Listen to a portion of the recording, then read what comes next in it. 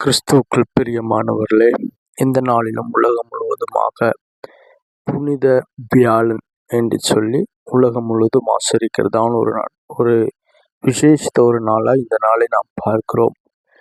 இந்த நாளிலே ஆண்டவராய் இயேசு கிறிஸ்து அடிக்கப்படுவதற்கு முன்பாக அவர் தம்முடைய சீஷர்களோடு கூட அவர் பந்தி அமர்ந்து போஜனம் பண்ணின ஒரு காரியத்தை இந்த நாள் முழுவதும் எல்லா சபைகளிலும் வேதத்தின் அடிஸ்தானத்தை தியானிப்பதை நான் அந்த நாளிலே பார்க்க முடிகிறது. இயேசு தன்னோடு கூட இருந்த சீஷர்களுக்கு அவர் என்ன செய்கிறார்? அவர் போஜனத்தை விளம்பி கொடுத்தது மட்டுமல்ல, தன்னை காட்டி கொடுப்பவனும் தன்னோடு கூட தான் இருக்கிறான் என்பதையும் அவர் அந்த இடத்துல அறிந்திருக்கிறவராய் இருந்தார் என்று சொல்லி நம்ம பார்க்கிறோம். அப்ப ஆண்டவர் அந்த இடத்துல அவர் என்ன செய்கிறார்? போஜன பந்தி இருப்பது மட்டுமல்லாதபடிக்கு அவர் என்ன செய்கிறார்? அவர் போஜன விட்டு எழுந்து தன்னுடைய சீஷருடைய கால்களை கழுவினார் என்று சொல்லி நாம் அந்த இடத்துல நாம் பார்க்க முடிகிறது. ஏன் ஆண்டவர் தன்னுடைய சீஷர்களை கால்களை கழுவ வேண்டும்? ஏன் அந்த சீஷர்கள் ஆண்டவருடைய காலை கழுவினால் என்ன?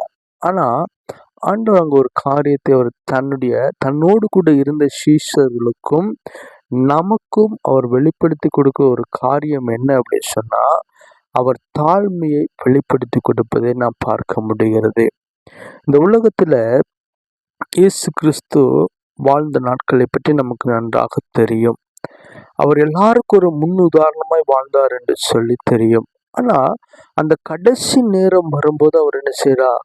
தான் வாழ்ந்த அந்த வாழ்க்கையினுடைய அந்த பிரதிபலிப்பை அவர் கடைசி நேரத்துல தன் சீஷர்களுக்கு அவர் கட்டி கொடுத்து போனதை நாம் பார்க்க முடிகிறது. அவரோடு கூட இருந்த யூதாஸ் காரியத்தை காட்டி கொடுப்பவர், அதையும் அவருக்கு தெரியும். அந்த மனுஷன் என்ன செய்யல? ஆண்டவர் வெறுக்க கிடையாது. அந்த மனுஷனுடைய கால்களையும் அவர் கழுகினார் என்று சொல்லி நம்ம பார்க்கிறோம்.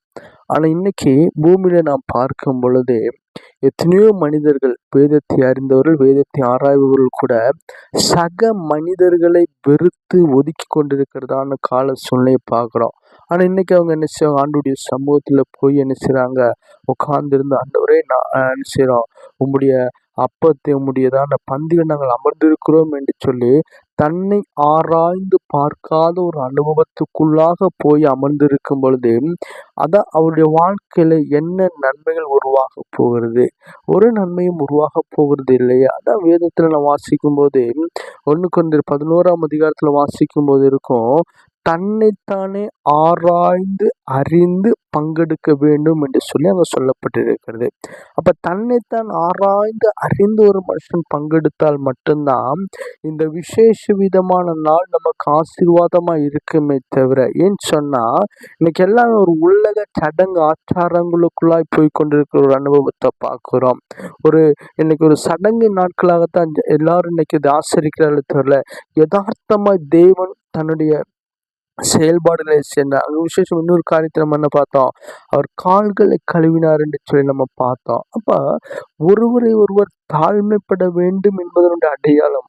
இடையில ஒரு சபையில அந்த நிகழ்ச்சி நடந்ததை கூட நான் பார்த்தேன். அங்கேயும் இல்லை, நம்ம டைமுக்குள்ள ஒரு சபையில அப்படிப்பட்டதான ஒரு நிகழ்வு நடந்ததாக நினைச்ச ஒரு ஸ்டேட்டஸ்ல பார்த்தேன். அப்போ இன்னைக்கும் நிறைய சபைகளுக்குள்ளே இயேசு கிறிஸ்து செய்த இந்த கால்கள் கழுகிறதான ஒரு அனுபவத்தை என்ன செய்றாங்க?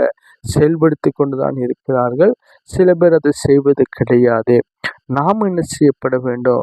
இது செய்கிறோமோ செய்யல, அது 2வது ஒரு காரியமா இருந்தாலும் கூட தன்னை ஆராய்ந்து அறிந்து கொண்டால் அதுக்கு நமக்கு நன்மையா இருக்கும் என்று சொல்லி நான் சொல்றேன். நம்மை ஆராய்ந்து அறிந்து கொள்ளுகிறதான ஒரு அனுபவம். நமக்குள்ள எத்தனை குறைபாடுகள் இருக்குது, எத்தனை வேற்றுமையின் அனுபவம் இருக்குது.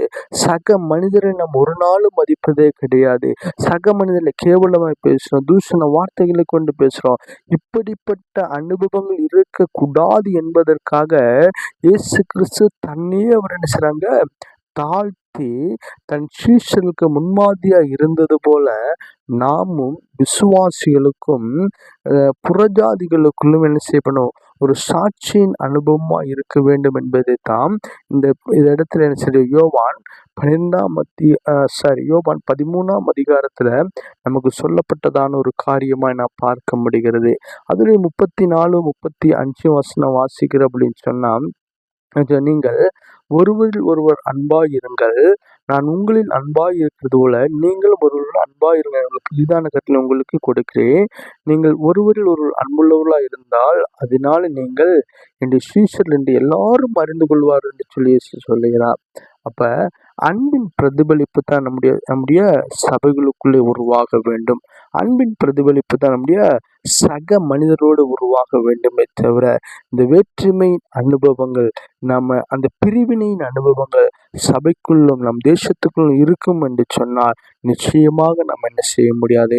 அந்த ஆண்டவருடைய அந்த போஜன பந்திலே நான் பங்கெடுப்பதற்கு தகுதியற்றவர்களாக இருக்கிறோம் என்பதில் எந்த விதமான மாற்று கருத்துமே கிடையாது.